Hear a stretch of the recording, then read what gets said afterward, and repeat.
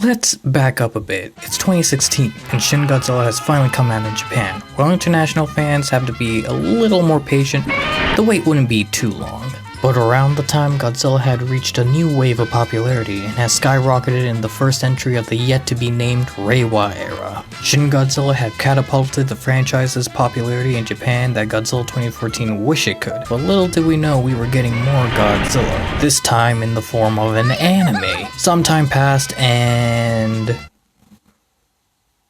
yeah. Let's fast forward a bit. It's 2020 and... nice place. also, yeah. But Goji fans are still riding high.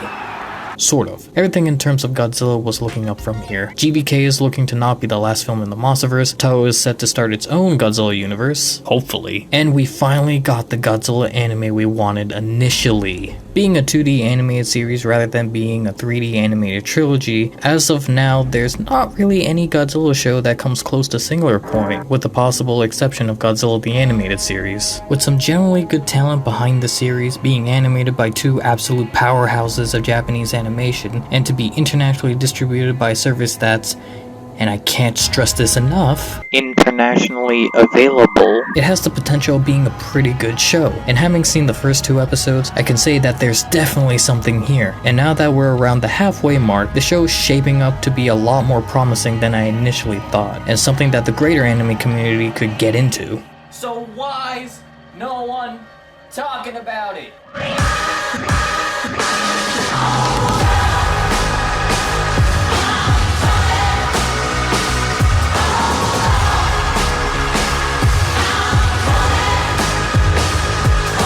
I've written this script a few times, mainly because I ended up regurgitating the same facts from the previous video, but let's summarize that real quick with what we've seen thus far. Singular Point is directed by Atsushi Takahashi and written by Toho and Joe, who both worked on different episodes of Space Dandy. Probably will be the closest they ever worked together before Singular Point. And when it comes to Singular Point, I think the two of them pulled it off very well. Now, of course, I'm basing this on my viewings of episode 1 and 2, but that was more than enough for me to see that there's something here. I think they pulled off the monsters, the characters, and this whole situation really well. There is a nice air of mystery concerning one of the characters, what he was doing, and the origins of the monsters. It kind of reminds me of Shin Godzilla, to say the least.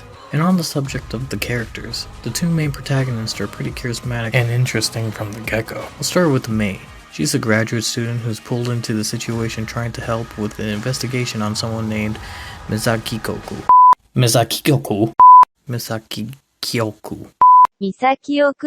Meanwhile, we have Yoon, an engineer who helps build and program the series' robot and fan favorite, Jet Jaguar. Now, he's a bit of an oddball, but he ultimately gets wrapped up in the situation when he and his friend named Barbell, yup, that's his name, I wonder why, were investigating strange signals that appear to have some connection to the monsters. These two are ultimately surrounded by a number of secondary characters, which in of themselves are great, but no one can top the likes of Goro. He's just such a fun character to watch, but when shit gets real, it's off to the mecha fights with him. He's also responsible for making Jet Jaguar, and is voiced by Wataru Takakagi. The same guy who voiced Okuyasu from JoJo's Bizarre Adventures Diamond is Unbreakable. Ahoy, Josuke! I just spent all my life savings and retirement fund to build a robot in a garage. Ain't that wacky? Man, Okuyasu, it sure is. But seriously, I am facing crippling financial debt. Speaking of Goro's voice actor, the cast in the series is pretty extensive. Yumi Miyamoto returns from Gridman, Shoya Ishigi finding new popularity in— wait, they made another Yu-Gi-Oh? Wataru Takaki as Goro Otaki again. And alright, let me be real with you, the list is pretty long, so I'll leave a link down below for you to check out. But I have glanced at some of these actors, and there's some major talent behind this thing. It's great to see the second attempt at a Godzilla anime is getting amazing VAs, and I have nothing but praise for the choices they made. And let's talk about the animation for a minute, because it's so good. I stated in the previous video I was nervous about the choice of mixing 2D and 3D, and with the recent Attack on Titan season, I was honestly not holding that much hope. But despite that, the animation was super solid. When that first Rodan flew in, oof,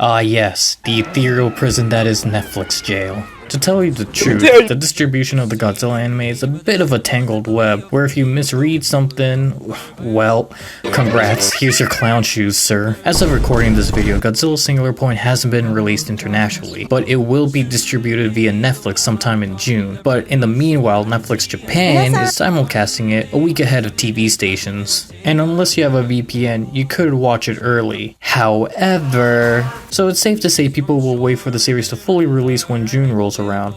Though, in saying that, Shaman King is in a bit of a similar situation and people are mentioning that a lot, so...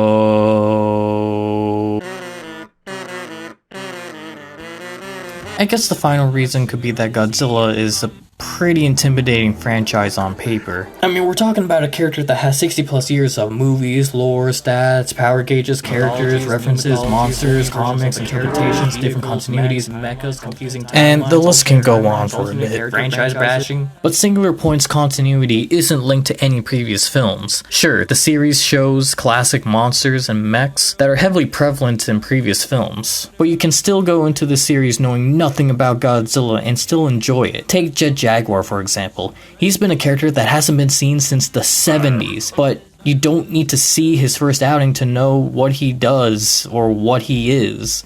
The show does that for you. So you don't need to know the greater Godzilla lore to get into the show, especially since most of the elements they've shown already are brand new. Trust me on that. No, seriously, trust me on that. You'll see that Jet Jaguar's a robot, those are Rodans, I mean Radon, and Gears has impervious armor. Just watch it.